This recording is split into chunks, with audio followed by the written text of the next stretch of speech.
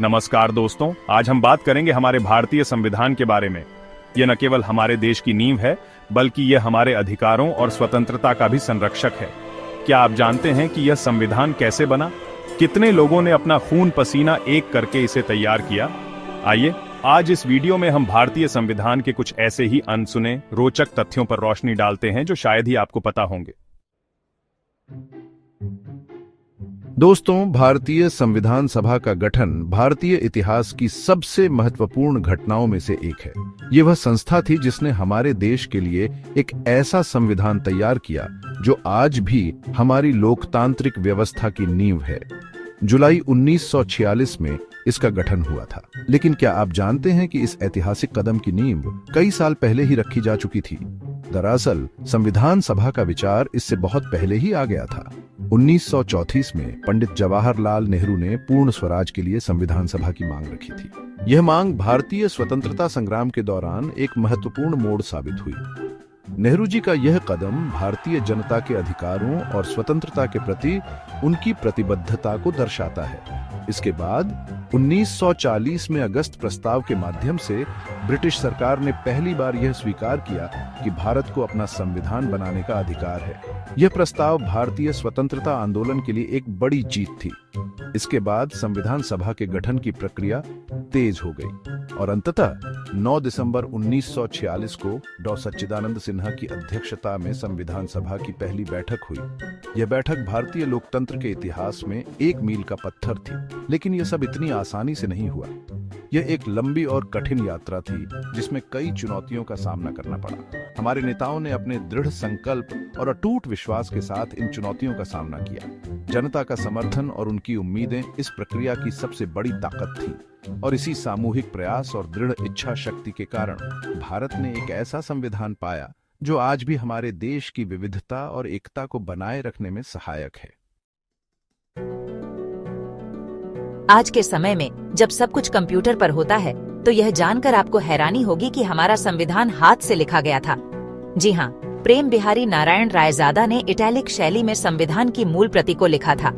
कल्पना कीजिए, हर एक शब्द, हर एक पंक्ति को कितनी लगन और सावधानी से लिखा गया होगा। और वह भी उस समय जब ना तो टाइपराइटर थे और ना ही कंप्यूटर। प्रेम बिहारी जी ने लगभग 6 महीने तक कड़ी मेहनत करके यह ऐतिहासिक कार्य पूरा किया। दोस्तों, हमारा संविधान न केवल शब्दों का संग्रह है, बल्कि यह कला का भी एक अद्भुत नमूना है। शांति निकेतन के प्रसिद्ध चित्रकार नंदलाल बोस और उनके छात्रों ने संविधान की मूल प्रतियों को सुंदर चित्रों से सजाया। हर एक चित्र भारत की संस्कृति, इतिहास और विविधता को दर्शाता है। उदाहरण के लिए, एक चित्र में भगवान राम, दूसरे में गौतम बुद्ध और तीसरे में महात्मा गांधी को दिखाया गया है। यह चित्र संविधान को और भी जीवंत और आकर्षक बनाते हैं। दोस्तों, क्या आप जानते हैं कि हमारे संविधान को बनने में कितना समय लगा था? यह कोई साधारण प्रक्रिया नहीं थी। यह एक ऐसा कार्य था जिसमें न केवल समय बल्कि असीम धैर्य और समर्पण की भी आवश्यकता थी। पूरे 2 वर्ष 11 महीने और 18 दिन, जी हाँ, लगभग 3 साल का समय लगा इसे पूरा करने में। इस दौरान हमारे संविधान निर्माताओं ने दिन रात एक करके इस महान दस्तावेज को तैयार किया। वे न केवल भारत के वर्तमान को बल्कि भविष्य को भी ध्यान में रखकर काम कर रहे थे। इस दौरान कुल 114 दिन तक बैठकें चली, जिनमें हर पहलू पर गहराई से चर्चा की गई। इन बैठकों में कई मुद्दों पर गंभीरता से विचार विमर्श किया गया। हर एक निर्णय को सोच समझकर लिया गया ताकि यह संविधान हर भारतीय के लिए प्रासंगिक हो। और यह सब हुआ लगभग 10 लाख रुपए के खर्च से। उस समय के लिए ये एक बड़ी राशि थी, लेकिन यह हमारे देश के भविष्य के लिए एक महत्वपूर्ण निवेश था।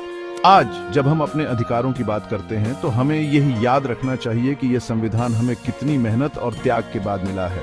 हमें उन सभी महापुरुषों को याद करना चाहिए जिन्होंने अपने ज्ञान, अनुभव और समर्पण से इसे संभव बनाया। यह संविधान न केवल हमारे अधिकारों का प्रतीक है, बल्कि यह उन अनगिनत प्रयासों और बलिदानों की कहानी भी कहता है जो इसे बनाने में लगे। दोस्तों, यह जानकर आपको हैरानी होगी कि संविधान का पहला मसौदा तैयार होने के बाद इसमें 2000 से भी अधिक संशोधन किए गए थे। यह प्रक्रिया आसान नहीं थी, क्योंकि हर एक बदलाव को गहराई से परखा गया।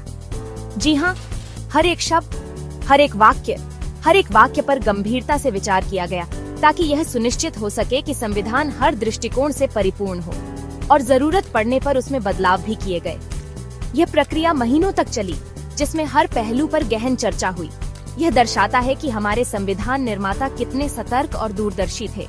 वे हर भारतीय के हितों को ध्यान में रखते हुए काम कर रहे थे। वे चाहते थे कि यह संविधान सभी भारतीयों के लिए न्यायसंगत और समानता पर आधारित हो, और इसीलिए उन्होंने इतनी मेहनत से हर एक पहलू पर विचार किया। हर एक संशोधन का उद्देश्य संविधान को और बेहतर बनाना था, और जरूरत पड़ने पर संशोधन करने से भी नहीं हिचकिचाए। यह उनकी प्रतिबद्धता और दूरदर्शिता का प्रमाण है। दोस्तों, कई बार लोग कहते हैं कि भारतीय संविधान उधार का थैला है, लेकिन क्या यह सच है? जी हाँ, यह सच है कि हमारे संविधान में दुनिया भर के कई देशों के संविधानों से प्रावधान लिए गए हैं, लेकिन इसका मतलब यह नहीं है कि यह उधार का थैला है, बल्कि हमारे संविधान निर्माताओं ने दुनिया भर के सर्वोत्तम प्रावधानों को छांटकर उन्हें भारतीय परिस्थितियों के अनुरूप ढाला है। उन्होंने विश्व के सर्वोत्तम को अपनाया है, जो भारत के लिए सबसे उपयुक्त था। दोस्तों, क्या आप जानते हैं कि भारतीय संविधान दुनिया का सबसे लंबा लिखित संविधान है? जी हाँ, इसमें मूल रूप से 395 अनुच्छेद, 22 भाग और 8 अनुसूचियां थीं। आज संशोधनों के बाद इसमें 448 अनुच्छेद, 25 भाग और 12 अनुसूचियां हैं।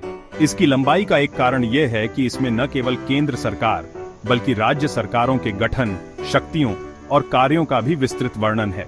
इसके अलावा इसमें नागरिकों के मौलिक अधिकारों और नीति निर्देशक तत्वों का भी उल्लेख है। दोस्तों, हमारे संविधान की मूल प्रतियां अमूल्य धरोहर हैं। इन्हें संरक्षित रखने के लिए विशेष इंतजाम किए गए हैं।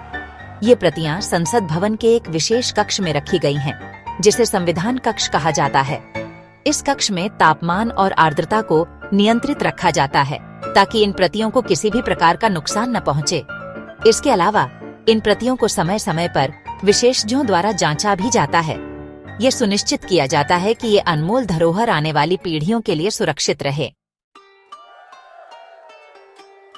दोस्तों, 26 जनवरी 1950 को हमारा संविधान लागू हुआ और भारत एक प्रभुत्व संपन्न लोकतांत्रिक गणराज्य बना। इससे पहले भारत ब्रिटिश राष्ट्रमंडल का एक अधिराज्य था। नए संविधान ने भारत सरकार अधिनियम 1935 को प्रतिस्थापित कर दिया। इसके साथ ही भारत को अपने नियति का स्वामी बनने का अधिकार मिल गया। यह भारतीय इतिहास का एक स्वर्णिम अध्याय था, जिसने भारत को एक नई दिशा दी। दोस्तों, क्या आप जानते हैं कि हमारा राष्ट्रीय प्रतीक अशोक स्तंभ कैसे बना? यह प्रतीक सम्राट अशोक द्वारा स्थापित एक स्तंभ से लिया गया है, जो सारनाथ में स्थित है।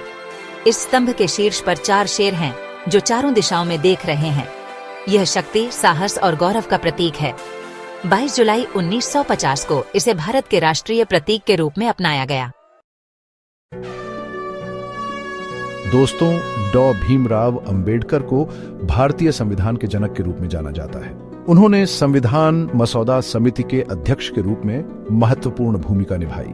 उन्होंने संविधान में दलितों, पिछड़ों और महिलाओं के अधिकारों के लिए जोरदार प्रावधान किए। उनका मानना था कि सामाजिक और आर्थिक समानता के बिना राजनीतिक स्वतंत्रता का कोई अर्थ नहीं है। उनके अथक प्रयासों के कारण ही भारत को एक प्रगतिशील और समावेशी संविधान मिल सका। दोस्तों, भारतीय संविधान ने महिलाओं को पुरुषों के समान वोट देने का अधिकार दिया। यह उस समय की बात है जब दुनिया के कई विकसित देशों में भी महिलाओं को यह अधिकार प्राप्त नहीं था।